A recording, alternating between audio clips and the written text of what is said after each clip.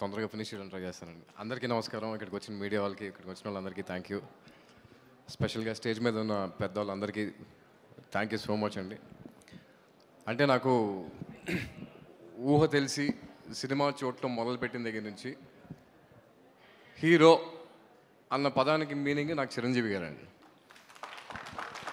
Hero అంటే చిరంజీవి గారు అంతే. నాకు చిన్నప్పటి నుంచి నేను చూసింది, నాకు అంటే అలా పెరిగాను. ఆయన అంటే ఒక విపరీతమైన అడ్మిరేషన్ అండి. అంటే అది అది అలా ఎలా ఎక్స్ప్రెస్ చేయాలో కూడా తెలియదు. ఎప్పుడన్నా నాన్నతో పాటు ఆయన ఇంటికి ఏదైనా ఇన్వైట్ చేయడానికి దేనికైనా వెళ్తే ఆయన అలా చూస్తూ ఉంటానండి అంతే. ఆయన చేతులు, ఆయన కాళ్ళు, ఆయన బాడీ లాంగ్వేజ్ అలా చూస్తూ ఉండిపోతానండి. దేనికి వెళ్ళాం, ఏదో మాట్లాడటానికి వెళ్ళేదో పని మీద వెళ్ళాం, మొత్తం మర్చిపోతాను నేను. ఒక ట్రాన్స్లో ఉంటాను. ఆయన ఆరా అలాంటిది. అండ్ నాకు బాగా గుర్తుండి ఒక ఇన్సిడెంట్, నాకు అది ఒకసారి మీతో షేర్ చేసుకుందాం అనుకుంటున్నాను.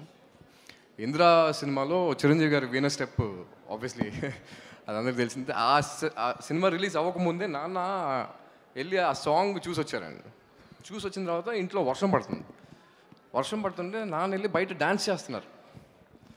దేనికి అడిగితే అసలు ఆ సాంగ్ ఏంట్రా, చిరంజీవి గారు డ్యాన్స్ ఏంటని ఆయన మొత్తం, నేను ఫస్ట్ టైం ఎవరు అంటే నేను ఆయన ఆ లెవెల్ ఆఫ్ ఎక్సైట్మెంట్ నేను ఎప్పుడు చూడలేదండి. అంటే లోపల నుంచి వచ్చింది, అక్కడి నుంచి వచ్చారు, ఆ ఎనర్జీతో వచ్చారు, ఆ జోష్లో వచ్చి వర్షం పడతా ఉంటే బయటికి వెళ్ళిపోయి నుంచి డ్యాన్స్ చేస్తున్నారు. నాకు అర్థం కాలే ఏంటి అంటే, ఇలా చిరంజీవి గారు సాంగ్ చూసి వచ్చాను రా, అసలు ఆయన మామూలుగా చేయలేదు, ఎర్రగా తీశారు అంతే. అదే ఎనర్జీ నాకు ఇంకా హెడ్లో రన్ అవుతుంది. సో అలా అంటే నేను అనేది ఆ లెవెల్ ఆఫ్ అడ్మిరేషన్ ఉంటుందండి మా ఇంట్లో అందరికీ. చిరంజీవి గారు థ్యాంక్ యూ సో మచ్ అండి, ఇక్కడికి వచ్చినందుకు, నన్ను బ్లెస్ చేసినందుకు.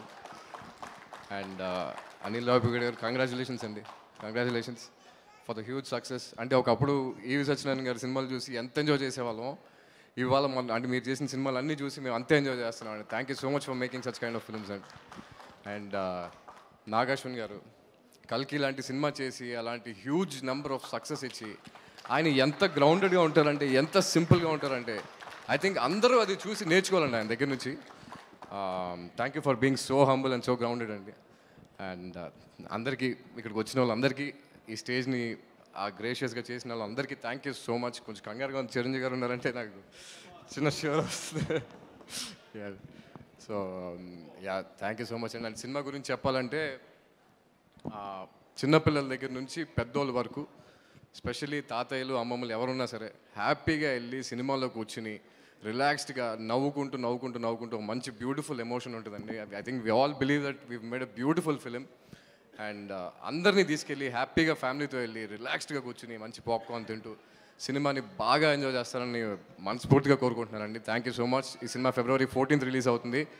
అండ్ అంటే ఇంకా ఎక్కువ డిలే చేయకూడదు. బట్ టీం అందరికీ, ఎవరైతే సపోర్ట్ చేశారో, ప్రొడ్యూసర్ రాహుల్ గారికి, నిఖిల్ గారికి, యాక్టర్స్కి, మ్యూజిక్ డైరెక్టర్కి, ఎడిటర్కి, అందరికీ పేరు పేరున థ్యాంక్ యూ సో మచ్.